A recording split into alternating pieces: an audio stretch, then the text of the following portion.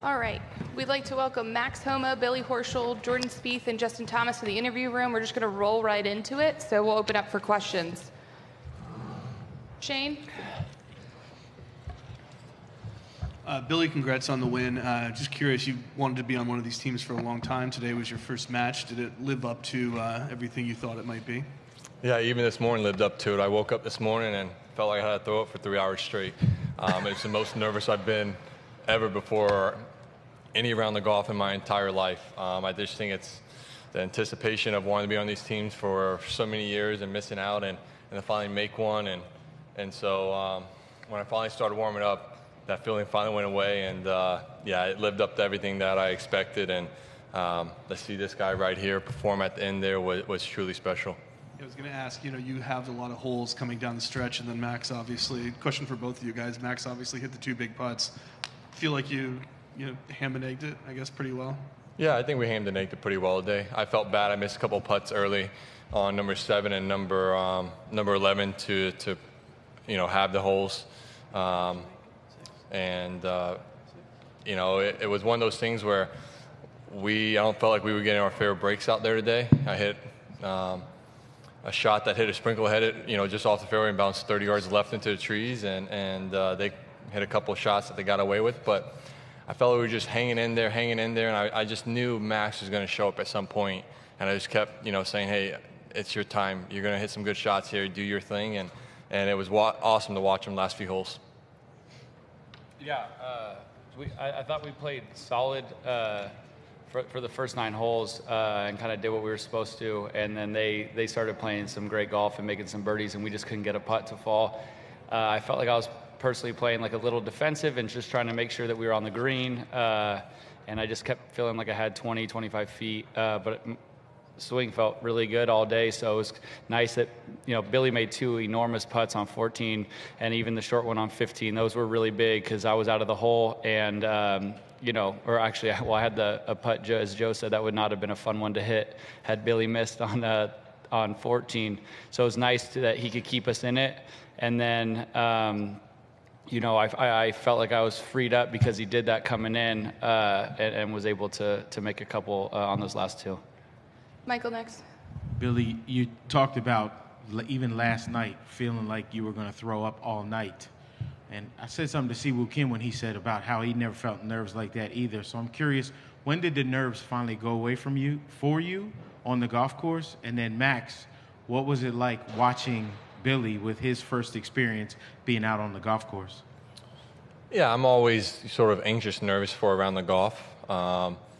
Now, doing it for 14 years professionally, it's not too bad because I've been in every scenario there is. So this is the first time being a part of this and everything. So it was really when I woke up this morning. Last night I was fine, but this morning waking up, I was working out and I kept, checking myself a little bit. But usually it all goes away when I finally start warming up, and that's what it did. When we got here and I started hitting putts, it all dissipated, and I was good to go the rest of the day, and I honestly felt very comfortable out there all day long. So yeah, it's nice that it's finally, I've got that under my belt, and hopefully I won't feel that way tomorrow. Yeah, it was really fun watching Billy. Obviously, I had my first yesterday, so I knew what it feels like, and it's an exciting thing. It's really cool. So to be able to walk those fairways with Billy, I know he's a high motor guy, as they say. But when he hit his bunker shot on 1, Billy's a gamer. He's a guy you want to play with. He's a competitor, and he's clutch as can be. So I knew he was going to be in his environment. We'll go to Dan next. For Justin and Jordan, you guys are 2 of the more experienced players on this team now, and with how big of favorites you guys were coming in, and now with the start that you guys are off to, up 8-2, what's the message in the team room tonight? Is there a target number, or how do you keep the pedal to the metal? I think we just keep doing what we're doing. I think Davis has done an unbelievable job of, very, very similar to Strick, the Whistling Straits last year. He understands he has 12 really, really good players, and, he's taking information in that he needs and sees fit, but he fully understands and thinks that we are capable of playing well enough on the course. And it's almost just kind of like a stay out of the way type thing, and this is when you're playing, and just make sure you get to the tee on time kind of thing. And So he's been great. All the captains have been great in terms of for what we can do. We just have to keep playing golf. We have to keep, the pedal to the metal and just try to get as many points as we can, win each session. And every single person on our team that goes out tries to win a point. And, if we all do that, then it'll be good enough. Next up, Dylan. I was just saying, get to 15 and a half as quickly as you can. Max, I was wondering if you could just take us through that feeling standing over that last putt and then watching it go in. Yeah, it was pretty surreal. Just the atmosphere out there is insane. There's so many people, you can feel them on the back of your neck, and I feel very thankful. I'm not super close with anybody on this team, but I have always respected and gotten along with everybody, and it's been amazing to watch, these 11 other guys who are incredibly good, incredibly acclaimed, so many accomplishments, cheering us on coming down the stretch. I've been in the last match both days, and to be able to see that is special for me. It's stuff that, the golf's amazing, but you remember that kind of stuff well into your days. So feel very thankful for that. And I was nervous as could be over that putt, but it was fun. And, I was telling my wife, when we talk about things money can't buy, money cannot buy that feeling. And that was something that I will remember forever, and I will tell anybody who ever wants to hear about it how that felt. You said earlier this week you don't do fist pumps. So what was that on 17 and 18? I don't think I've said I don't do fist pumps. That might have been Cam Young since college. Yeah. One time JT almost punched me in the face with an uppercut fist pump, so he showed me how to do it. I think you might have been thinking of Cam Young. I think he just grins when something good happens. Next up, Dave.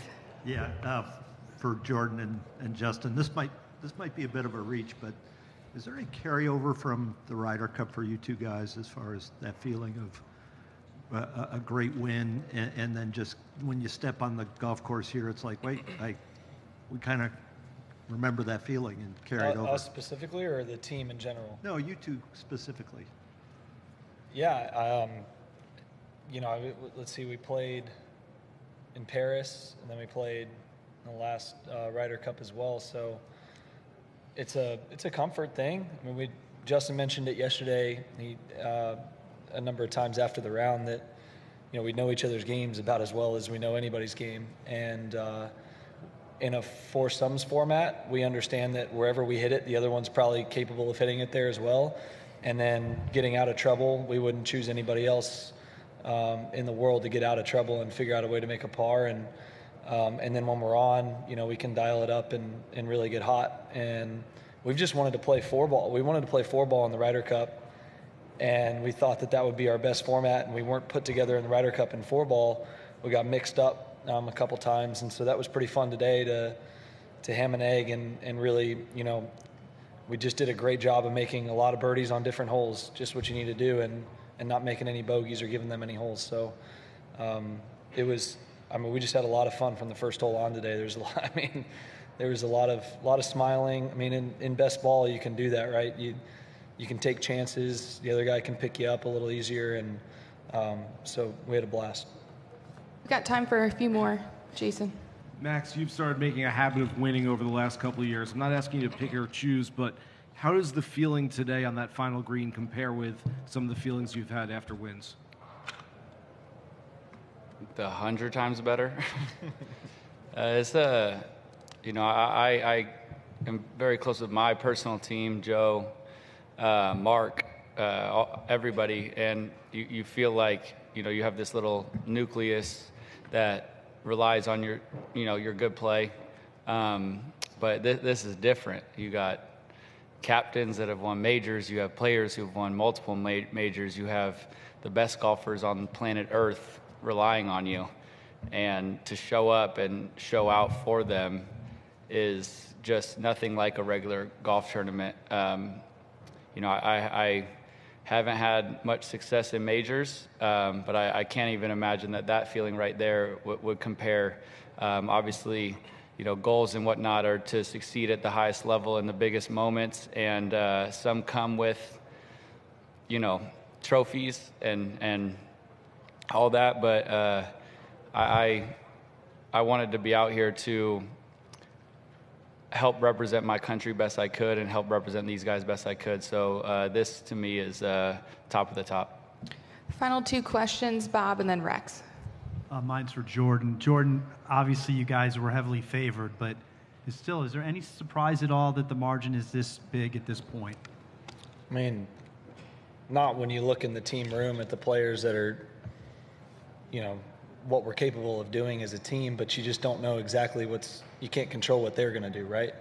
And it just seems that in those pivotal moments, yesterday for us on that 15th hole, we had another one today on the 15th hole, the end of the match, Taylor makes that putt on them, and then Max steps up and make it these moments where, matches flip, and it just seems like we've been on the right side of those for the margin to be where it's at. But I mean, the guys on our team have played incredible golf this week. There's been some fantastic scores, and this is not an easy golf course. So the level of play has just been fantastic, and you're going to get those moments when you're 2 down or you're 2 up, and it can go to even pretty quickly, or you can boost that back to 2 or 3 up. And I don't know what everyone's match was like today, but we had a couple moments like that where we just ended up on the right side of it, and that's what these tournaments come down to, is a hole here and a hole there in each match. Last one here, Rex. JT, you've played a lot of golf with Jordan, obviously, but does anything he ever do on the golf course surprise you, like some of the things he did late coming down the stretch? Today, I was nothing. I'm not even like remotely close to some Jordan Spieth golf that I've seen before.